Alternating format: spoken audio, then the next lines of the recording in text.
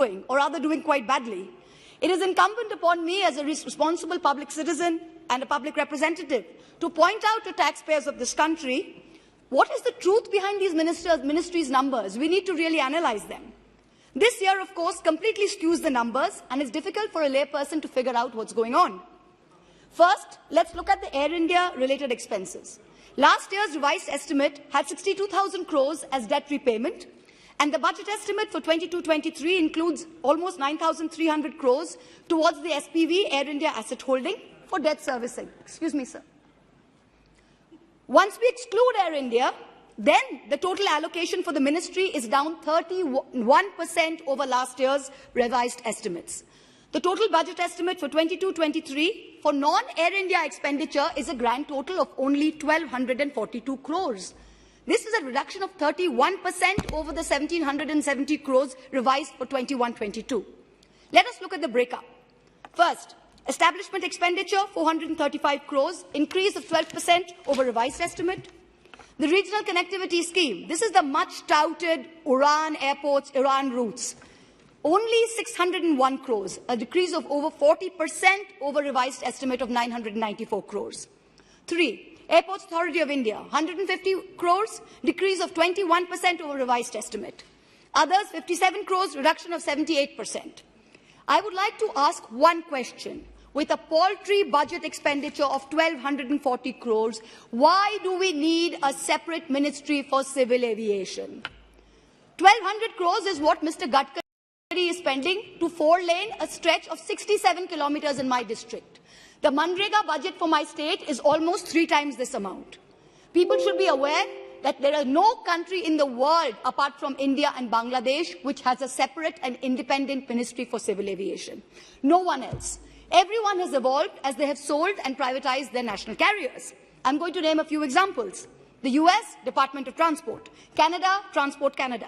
UK, Department for Transport. Germany, Federal Ministry for Digital and Transport. Singapore, which still owns 55% in Singapore Airlines through Temasek, Ministry of Transport. Japan, Ministry of Land, Infrastructure and Transport. The question I raise here, or rather the proposal I put forward, is that now that this ministry is no longer in the business of running a national airline, why does it even need to be a separate ministry? What is it actually doing? Why not merge the Ministry of Civil Aviation with the Road Transport or the Shipping Ministry and create a holistic ministry for transport? The Airports Authority of India, a mini Ratna, it's a CPSE, is now the mainstay of the entire Civil Aviation Ministry, and barring the regional connectivity RCS subsidy of about 600 crores, which incidentally is a huge underperformer, there are no big sums to be managed here at all. Even the important air navigation services is solely mandated to AAI. BCAS, the regulator, does nothing except issue aviation security circulars and conduct routine audit checks. It has a revenue budget of only 67 crores for salaries and a capital budget of only 30 crores for making a new building and for some biometric project that they're doing. All actual airport and installation security is handled by CISF, which reports to Home Ministry, doesn't report to Ministry of Civil Aviation. Let us examine the Airports Authority of India. What exactly are they doing? In the year 1920, which was the last available public report that I could find, AI earned a profit about 2,000 crores, which was revenue share from 8 PPP airports and fees from domestic and overflight services. It gave 1,000 crores as dividend to the Consolidated Fund of India, but the government did not even find it worthwhile to allocate at least this amount to the regional connectivity, the Udan scheme. Can you imagine the regional connectivity Udan scheme that my esteemed colleague who's speaking before me from the BJP mentioned has been reduced by 40%. The RCS scheme was introduced in 2016 by the ministry to stimulate regional air connectivity and make air travel more affordable. In 2016, this government sanctioned 948 new air routes to serve underserved areas to boost connectivity. But as of January 31st, 2002, only 404 routes have been operationalized. That's only 43%. Your 5-year budget for RCS from 16-17 to 21-22 was 4,500 crores. As of December 2021, only 2,100 crores, just 46% has been spent. So 50% of your 1,200 crore budget is RCS, and RCS itself is a non-starter. You yourself must be realizing this, otherwise why would you cut the budget down 40%? The Standing Committee report says there are huge delays in operationalizing because airlines are not willing to operate on RCS routes. So it is established beyond doubt that the ministry and indeed this government is not in the business of either running an airline or controlling commercial aviation in India. In which case, let the government do away with this ministry, merge it into a larger consolidated transport ministry, and instead concentrate on making life easier for those private players who are the only ones operating in the Indian airspace today. There's no government player, it's only private. Let's make life easier for private players. This government has seen, actually both the UPA and the NDA, how hard it is to run an airline successfully in this country. We have written off over 100,000 crores of public exchequer's money in Air India. Even then, this government refuses, absolutely refuses, to take any steps when it comes to fixing the taxes on aviation turbine fuel ATF that are crippling this industry with every upcycle of crude price. Either reducing the VAT and excise duties on a pan-India level or starting the path to putting ATF into GST where they can get input tax credit. Otherwise, with the crude price of oil the way it's going, there's a huge risk of the entire sector getting back into the doldrums as we had seen in 2012-14. Now you have no longer Air India to cross-subsidize, so reduce ATF taxes. If cumbersome small regional aircrafts and airline regulations can be streamlined without impacting safety, there is no reason why our country can't see small airports regionally, both cargo and passengers. We see this model all over the world.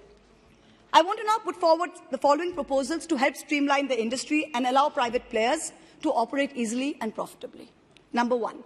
Reduce central excise duty on ATF from 11% to 0% with immediate effect for both passenger and cargo.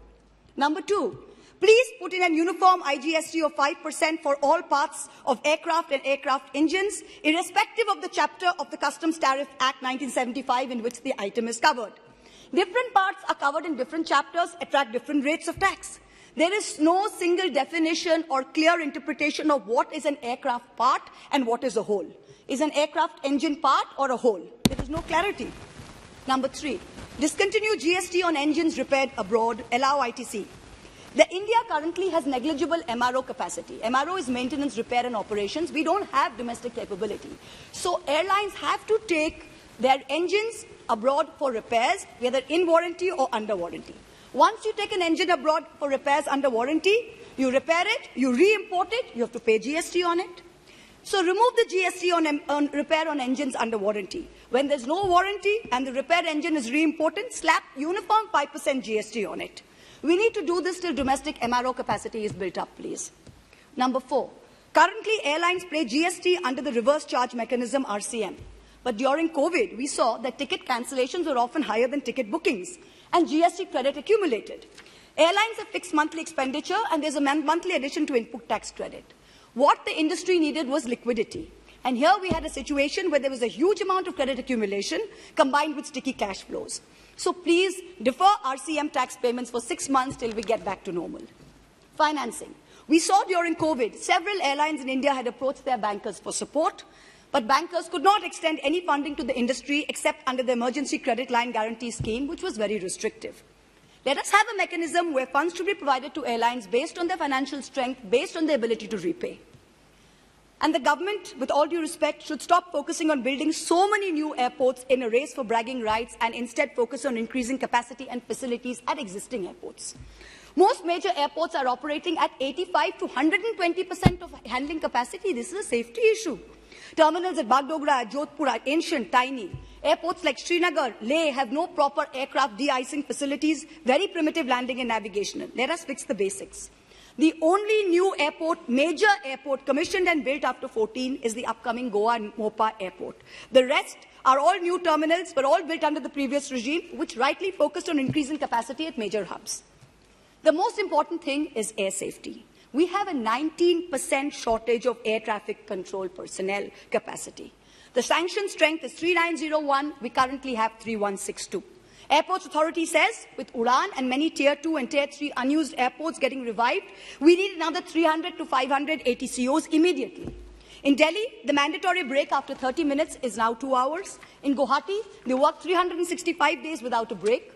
The AAI sought exemption from the DGCA for the third time in the last 1 year from implementing the mandatory shift timings that were to come into effect from November 2020. The UN Aviation Safety Watchdog put these checks in place in 18, and our last exemption, India's last exemption, expired on January 31st, 2022.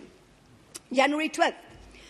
The Honourable Minister, your predecessor, said in Parliament when he was explaining the need for privatisation that the government cannot be in the business of running airlines. Well, now that you're out of it, it is only fair that you create a level playing field for those private operators who are running airlines. Merge the ministry, do away with a separate demand for grants, reduce duties on ATF, or better still, bring it under GST. And finally, as I end, I would like to quote former Prime Minister Vajpayee in 1972, who said in Parliament, "These days, the atmosphere in New Delhi makes one choke.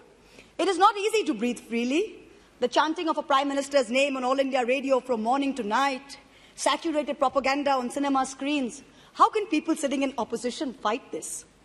It is India's greatest tragedy, perhaps, that the very party Vajpayee ji led as Prime Minister today leads a government that has turned this very same Parliament into the Colosseum in Rome in the 1st century, where like a gladiator, the Honourable Prime Minister enters to chants of Modi, Modi. And sadly, those entrusted with the decorum of this House, the garima, as they like to put it, smile smugly through it all. So today, as a woman parliamentarian, let me chant some names that truly deserve applause, both in this House and in the annals of civil aviation history of India. The first Indian woman to get a pilot's license, Urmila Parekh. The first woman commercial pilot, Prem Mathur. The first woman pilot of Indian Airlines, Durba Banerjee. The first woman IAF officer to fly in a combat zone, Gunjan Saxena. The captain of the first Boeing having an all-women flight crew, Saudamani Deshmukh. The youngest pilot in civil aviation history to command a jet aircraft, Nivedita Bhasin. And on this celebratory note, my esteemed colleagues, let us do what needs to be done. Keep the Maharaja out of the skies by all means, but let's keep the Aam Aadmi flying high. Jai Hind. Thank you very much. Srimati G. Madhavi. Thank you, Chairman, sir. At the outset, I would like to congratulate the Civil Aviation Minister, Sri Jyotiraditya Scindia, for presenting the first demand for grant for his ministry since joining the government and being allocated rupees 10,667 crores for the same. There is a great expectation from the ministry that this budget helps to revive the loss of around 20,000 aviation jobs in the country. It is also hoped that beyond this financial year, the spectre of Air India and the government carrying out the servicing of its debt is a thing of the past. But we are disappointed to note that 87% of the civil aviation budget in 2023 is still to serve the Air India debt.